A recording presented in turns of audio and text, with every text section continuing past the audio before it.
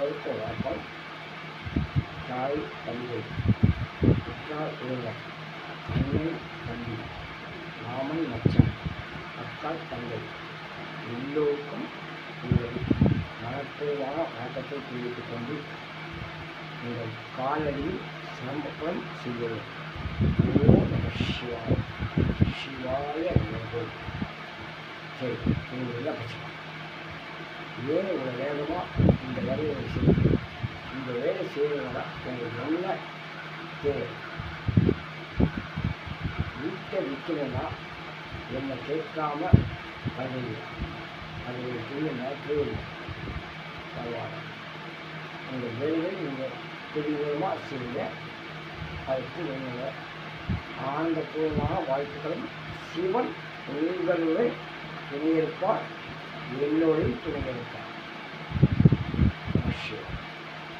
அடுத்து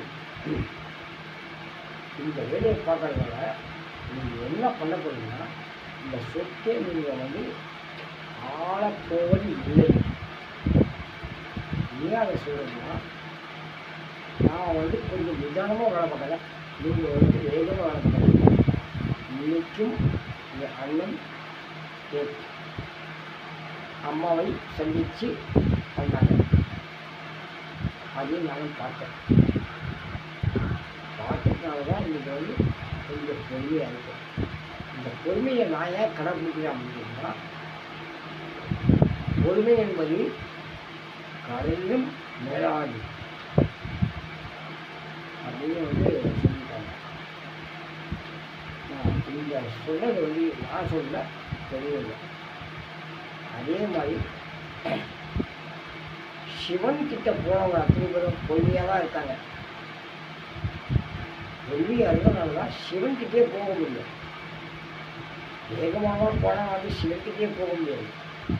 அது ஒரு மிகப்பெரிய ஆபத்து. ஏன்னா நீர், நெருப்பு, ஆகாயம், பூமி, காற்று அப்படின்னு போயிட்டே இருக்கும்.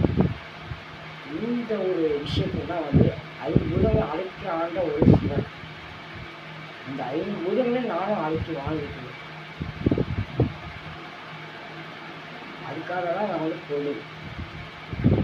இந்த பொறுமையை நான் கடைபிடிச்சதுனால எனக்கு வெற்றி கிடைக்க நான் நம்பிக்கை சிவன்கிட்ட விட்டுட்டேன். அடுத்தது சிவன்கிட்ட விட்டதுனால நான் கெட்டு போக போகிறது. அப்படியே நான் தோற்றாலும்,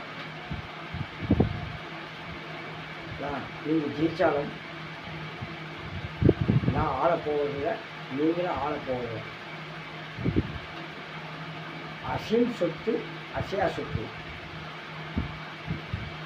அசைஞ்சாலும் நீங்கள், அசைந்தாலும் நீங்கள். நீங்களே இல்லைங்கிற போது அந்த சொத்து எங்கே போகுது? எங்கேயும் போகும்.